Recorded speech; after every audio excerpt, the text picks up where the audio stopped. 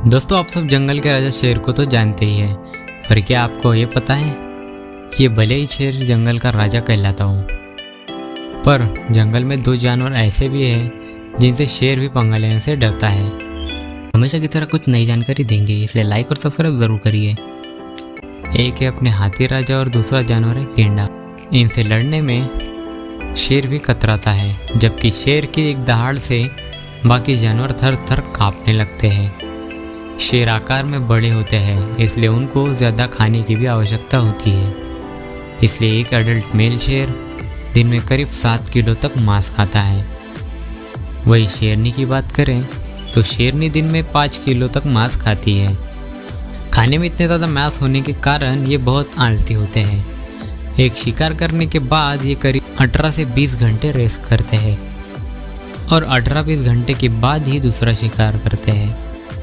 आमतौर पर शेर ही बड़े जानवरों का शिकार किया करते हैं, जैसे कि ज़ेब्रा, जंगली सांड ऐसे जानवरों का, और शेरनियाँ हिरन या बारहसिंगा जैसे जानवरों का शिकार करती है।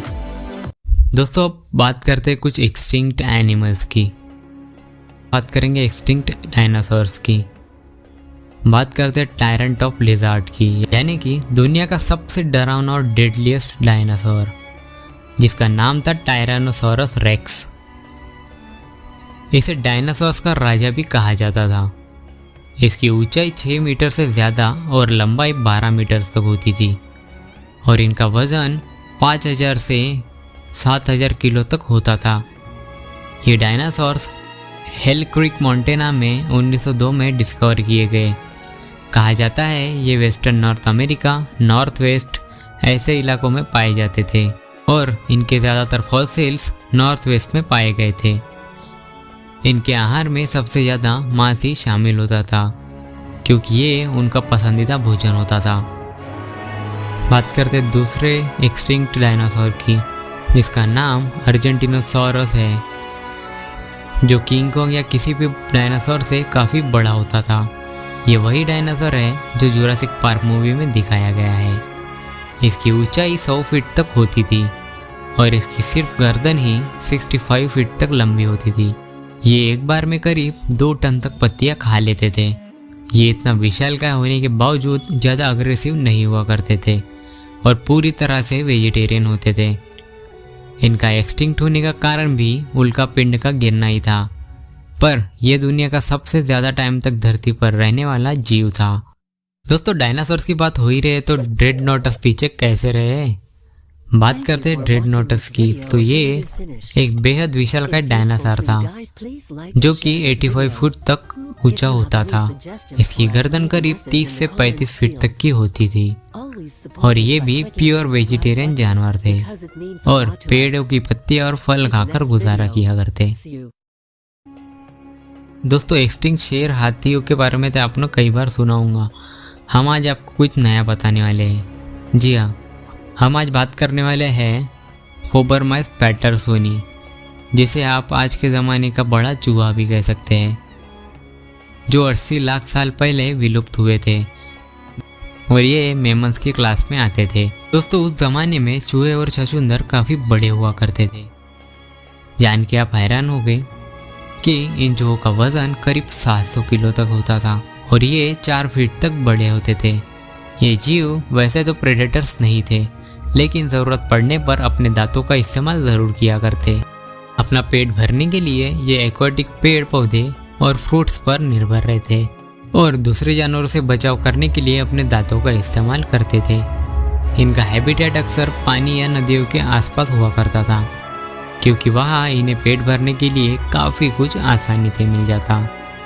4 फीट के नॉन प्रेडेटर जीवों में से एक होने के कारण मगरमच्छों जैसे जानवरों का ये सामना नहीं कर पाते, जिसके कारण एक एक कर ये जानवर करीब 80 लाख साल पहले इस दुनिया से पूरी तरह नष्ट हो गए। दोस्तों, अब बात करते हैं एक्सटिंक्ट हाथियों की। तो सबसे पहले बात करेंगे हम वूली मैमोथ की, जो कि एक बेहद विशालकाय हाथी हुआ करते। ये करीब 4000 साल पहले धरती से विलुप्त हो गए, लेकिन शोधकर्ताओं ने हाल ही में साइबेरिया में इनके अवशेष खोज निकाले हैं, जहां उनमें से कई हाथी बर्फ में जम गए थे। इसलिए उनके अवशेष प्रिजर्व होकर सही सलामत हाथ लग पाए। दोस्तों ऐसा कहा जाता है कि धरती पर जितने भी जानवर या जीव मौजूद है उनमें से 99.99 स्पेसीज एक्सटिंक्ट हो चुकी है, यानी कि अब भी जो हम स्पेसीज देखते हैं ना वो सिर्फ 0.1% है। दोस्तों बात करते हैं प्लेटिबुला डॉन की, तो ये हाथी करीब 66 मिलियन सालों पहले एक्सटिंक्ट हो चुके और इनके एक्सटिंक्शन के पीछे वजह थी एस्टेरॉइड्स का धरती से टकराना। इनका साइज नॉर्मली करीब 10 फीट तक होता था, पर इनमें से कई हाथी 24 फुट तक भी बड़े हुआ करते थे। इनके वजन की बात करें तो 10 फीट वाले हाथियों का वजन 2 से 3 टन तक होता था और 24 फुट तक के हाथियों का वजन 7 टन तक होता था। दोस्तों चलिए अब बात करते हैं कुछ एक्सटिंक्ट टाइगर के बारे में। एक्सटिंक्ट टाइगर को देखा गया है तो सबसे पहले बात करते हैं सेबर टूथ टाइगर की। ये उस वक्त के सबसे खूंखार और बेहद अग्रेसिव किस्म के जानवर होते थे, जिनसे बड़े से बड़े जानवर भी घबरा कर भाग जाते थे, क्योंकि इन्हें खंजर जैसे तेज धारदार दांत हुआ करते थे, जिनकी मदद से शिकार को एक बार पकड़ ले तो शिकार मरते दम तक छूट नहीं पाता था। एक 250 किलो का सेबर टूथ टाइगर करीब 3000 न्यूटन फोर्स से बाइट करता। ये टाइगर करीब 10,000 साल पहले एक्सटिंक्ट हो गए और इनके फॉसिल्स नॉर्थ अमेरिका और यूरोप में शोधकर्ताओं द्वारा खोजे गए हैं और उनकी मदद से एक रिसर्च के मुताबिक ये टाइगर्स उस समय के विशालकाय हाथी यानी कि वुली मैमथ, जिनकी हमने कुछ देर पहले बात की थी, उनका भी शिकार करके बड़े आराम से उन्हें मार देते थे। ये टाइगर्स नॉर्थ अमेरिका में हर जगह पाए जाते थे। इनका वजन करीब 160 से 280 किलो तक होता था। ये टाइगर्स नॉर्थ अमेरिका में हर जगह पाए जाते थे। इनका वजन करीब 160 से 280 किलो तक होता था। दोस्तों बात करते हैं कैस्पियन टाइगर की। वैसे अगर देखा जाए तो दुनिया में शेर विलुप्त होने के कगार पर आ चुके हैं, पर इन कैस्पियन टाइगर्स की प्रजाति बहुत खास हुआ करती थी।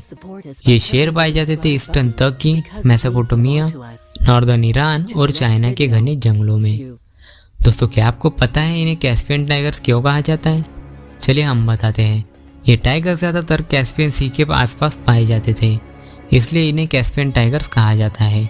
हालांकि किसी किसी का ये भी मानना है कि ये टाइगर्स कैस्पियन सी के आसपास से ही बाकी इलाकों में फैलने लगे और एक समय तक ये प्रजाति टाइगर्स की सबसे बड़ी सब स्पेसीज हुआ करती थी। कैस्पियन टाइगर्स शिकार करने में काफ़ी माहिर हुआ करते और ये अक्सर वाइल्ड बोअर यानी कि जंगली सुअर, रेड डियर और रोअर डियर जैसे जानवरों का शिकार करके अपना पेट भरा करते। इन शेरों को घने जंगलों में और बाढ़ प्रभावित एरियाज में रहना काफ़ी अच्छा लगता। ऐसे इलाकों में छिपना आसान था और शिकार करने में आसानी होने के कारण उन्हें वहाँ रहना पसंद था। घने और बड़े पेड़ों के पीछे छिपकर ये टाइगर्स घात लगाकर बैठ जाते थे। जैसे ही कोई शिकार दिखे उस पर झपट पड़ते थे। एक मेल कैस्पियन टाइगर करीब 170 से 260 किलो तक का होता था और एक फीमेल टाइगर 85 से 135 किलो तक की होती थी। घने जंगलों में रहने वाले ये राजा और रानी दिखने में बेहद सुंदर हुआ करते और सुंदरता का आकर्षण था इनका गहरा रंग और इनके शरीर पर मौजूद गहरी काली धारियाँ। कैस्पियन टाइगर्स की विलुप्त होने की वजह भी इंसान ही है। ह्यूमन सिविलाइजेशन जैसे जैसे बढ़ती गई वैसे वैसे जंगल निस्तनाबूद होते गए और दूसरे जानवरों के साथ साथ कैस्पियन टाइगर्स भी कम होते गए। कहा जाता है टाइगर्स मिलिट्री ट्रूप्स के द्वारा बड़ी मात्रा में शिकार किए जाते थे, जिसकी वजह से ही ये टाइगर्स विलुप्त हो गए और लास्ट कैस्पियन टाइगर को गोलेस्टन नेशनल पार्क जो ईरान में है वहाँ गोली मारकर उसे मार दिया गया था। दोस्तों अब बात करते हैं बाली टाइगर्स और जवान टाइगर की। ये टाइगर्स भी इंसानों द्वारा शिकार किए जाने से विलुप्त हो गए। इंसानों द्वारा उनकी रहने की जगहों पर कब्जा किया जाता था और साथ ही उनका शिकार भी। ये दोनों ही टाइगर सिर्फ इंडोनेशिया में पाए जाते थे। बाली टाइगर लंबाई में करीब 2 मीटर से 2.5 मीटर तक होते थे और इनका वजन 90 से 100 किलो तक होता था। इनका नाम बाली इसलिए पड़ा क्योंकि ये इंडोनेशिया के बाली इलाके में से पाए जाते थे और अब ये टाइगर्स पूरी तरह से धरती से विलुप्त हो चुके हैं। दोस्तों बात करें जवान टाइगर की तो ये करीब 2.4 मीटर से 2.5 मीटर तक होते थे और इनका वजन 100 से 140 किलो तक होता था, यानी कि जवान टाइगर्स बाली टाइगर से बड़े हुआ करते थे। जवान टाइगर्स इंडोनेशिया के जावा आइलैंड पर पाए जाते थे, इसलिए इनका नाम जवान टाइगर रखा गया था। दोस्तों बात की जाए अगर एक्सटिंक्ट लायंस की, तो सबसे पहले हम बात करेंगे थाइलाकोलियो पाउच लायन की। पाउच लायन के नाम से पहचाने जाने वाले ये जीव मार्सुपियन फैमिली से बिलोंग करते हैं। मार्सुपियन लायंस बड़े मैमल हुआ करते थे जो कि एक विशाल प्रेडेटर्स थे। थाइलाकोलियो यानी कि ऑस्ट्रेलिया में पाए जाने वाले ये लायंस 101 से लेकर 130 किलो तक होते थे, और जैसा कि ये ऑस्ट्रेलिया में पाए जाते थे तो इनके लंच में कोआला बियर्स और वहाँ पे रहने वाले कंगारू इनका शिकार करके ये लोग खाते थे। ऑस्ट्रेलिया के जंगल और डिजर्ट में दूसरे जानवर मिलना मुश्किल हुआ करता, और थाइलाकोलियो धीरे भागने वाले जीव थे, जिस वजह से वो कई बार शिकार करने में असफल हुआ करते, और इसलिए उन्होंने कैमोफ्लॉग यानी कि अपने आसपास के इलाकों में खुद को ढालने की टेक्निक का इस्तेमाल करके वो लोग बेहद आसानी से शिकार करने लग गए थे, और ये उसमें बहुत माहिर हो गए थे।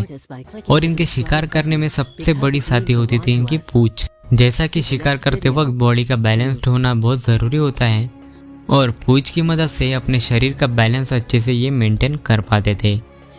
ये बेहद ताकतवर जानवर होते थे, जिनकी पकड़ में एक बार कोई आ जाता था तो उसका बचना मुश्किल ही नहीं नामुमकिन था। ये शेर उस समय के भयानक शिकारी बन गए थे। इन जानवरों के विलुप्त होने के पीछे ऐसा माना जाता था कि इंसानों का हाथ था, लेकिन असल में ऐसा नहीं था। उस समय ऑस्ट्रेलिया में इंसानों की इतनी पॉपुलेशन ही नहीं हुआ करती, और इनके एक्सटिंक्शन के पीछे खुद मदर नेचर का ही हाथ है। क्लाइमेटिक चेंजेस की वजह से एक एक करके ये सभी शेर धीरे धीरे करीब 20 से 46 लाख साल पहले पूरी तरह विलुप्त हो गए। दोस्तों एक समय में राइनोस की भी एक बेहद अलग प्रजाति मौजूद हुआ करती, जिसे हम वूली राइनो नाम से जानते हैं। वूली राइनोस अगर आज के राइनो से कंपेयर करें तो इन पुराने राइनोस का शरीर और फेस ज़्यादा बड़ा होता था, छोटे पैर और छोटी पूंछ होती थी। इतना ही नहीं, इनका नाम वूली इसलिए पड़ा क्योंकि आज के मुकाबले इन एक्सटिंक्ट राइनोस के शरीर पर बालों की मोटी और लंबी परत हुआ करती थी, यानी कि वूली फर की मोटी लेयर होती थी, जिनके कारण इन्हें एक्सट्रीम कोल्ड वेदर्स को सर्वाइव कर पाने की शक्ति मिलती थी। इसके साथ ही इनकी एक और खासियत थी, जो थे इनके हॉर्न्स। इनके पीठ पर मौजूद एक बड़ा सा हम्प, यही हम इनके कैरेटिन से बने हॉर्न्स को सपोर्ट करता था। इनका बॉडी स्ट्रक्चर काफ़ी मजबूत होता था। इनके शरीर में मौजूद सभी पार्ट्स एक दूसरे को काफ़ी सपोर्टिव साबित हुआ करते थे। इन्हें कैरेटिन निर्मित 2 सींग हुआ करते थे, जिनकी मदद से ये दूसरे प्रेडेटर्स से अपना बचाव करते थे, और एक कोमल तने वाले पेड़ पौधों का सेवन करते थे, जो इन्हें अपने रहवास स्थान पर काफ़ी आसानी से मिल जाते थे। ये वूली राइनोस पूरे यूरोप और नॉर्थर्न एशिया में पाए जाते थे। एक नॉर्मल वूली राइनो 10 से 12 फीट तक का हुआ करता था, और इनका वजन करीब 1800 से लेकर 2700 किलो तक होता था, और ऊंचाई में ये 6 फीट तक के हुआ करते। ये जीव सबसे पहले करीब 3,50,000 साल पहले पाए जाते थे, और काफ़ी समय तक ये पृथ्वी पर भी रहे हैं, पर करीब 10,000 साल पहले ये धरती से विलुप्त हो गए, और ये क्लाइमेटिक चेंजेस और आइस एजेस के साथ ही टफ सर्वाइविंग सिचुएशन को सामना नहीं दे पाए, इसीलिए एक एक कर ये सभी विलुप्त हो गए। दोस्तों एक्सटिंक्ट राइनोस के बाद अब चलते हैं एक्सटिंक्ट पिग्स की तरफ। इसका नाम है एंटेलोडोंट। टर्मिनेटर पिग्स के नाम से फेमस ये ओमनिवोरस जीव करीब 15 लाख साल पहले पृथ्वी से विलुप्त हुए। ये जीव मंगोलिया में पाए जाते थे, जिसके बाद ये आसपास के इलाकों में फैलने लगे, जैसे यूरोप, एशिया और नॉर्थ अमेरिका जैसे जगहों में। ये बेहद विशालकाय जीव हुआ करते थे, जहाँ इनके छोटे बच्चे का वजन करीब 150 किलो तक का होता था। वही पूरी तरह विकसित एक एंटेलोडोंट 900 किलो तक का हो जाता था। इसी वजन को बरकरार रखने के लिए ये जीव हर तरह के शिकार को अपना मजबूत दांतों से चबाकर खा जाते। इनके खाने में पौधे, अलग अलग प्रकार के फल, छोटे मोटे क्रिएचर्स और दूसरे जीवों के अंडे शामिल थे। दोस्तों इनका स्कल काफ़ी मजबूत हुआ करता था, जिससे ये किसी भी तरह के अटैक के लिए हमेशा तैयार रहते थे। इनके आँख और नाक को बचाने के लिए इनके सर पर मौजूद बोनी एरियाज काफ़ी काम आते थे। इनके भी एक्सटिंक्ट होने की वजह मदर नेचर ही है। सूखा पड़ने की वजह से और नेचर के बदलाव के कारण ये पूरी तरह से एक्सटिंक्ट हो गए। दोस्तों, एक्सटिंक्ट एनिमल्स की बात हो रही है तो एक्सटिंक्ट स्नेक्स को हम कैसे भूल सकते हैं। दोस्तों, हम बात करते हैं एक्सटिंक्ट टाइटेनोबोआ, जो कि एक बेहद विशालकाय सांप हुआ करता था। दोस्तों, ये टाइटेनोबोआ दुनिया का सबसे बड़ा एक्सटिंक्ट स्नेक है, जो कि करीब 58 मिलियन साल पहले धरती पर राज करता। ये इतने बड़े होते थे कि बड़े से बड़े किलर व्हेल को भी निगल सकते। पर क्या आपको पता है, ये जीव गर्म मौसम में रहने वाले जीव थे। भारी बर्फबारी के चलते ये उस वक्त सर्वाइव नहीं कर पाए और पूरी तरह से निस्तनाबूद हो गए। तो धरती पर इनके बेहद कम अवशेष मिले हैं, पर फ्यूचर में ये जीव फिर से अस्तित्व में आने की संभावना जताई जा रही है। वीडियो को लाइक और चैनल को जरूर सब्सक्राइब कर दीजिए। Thanks for watching.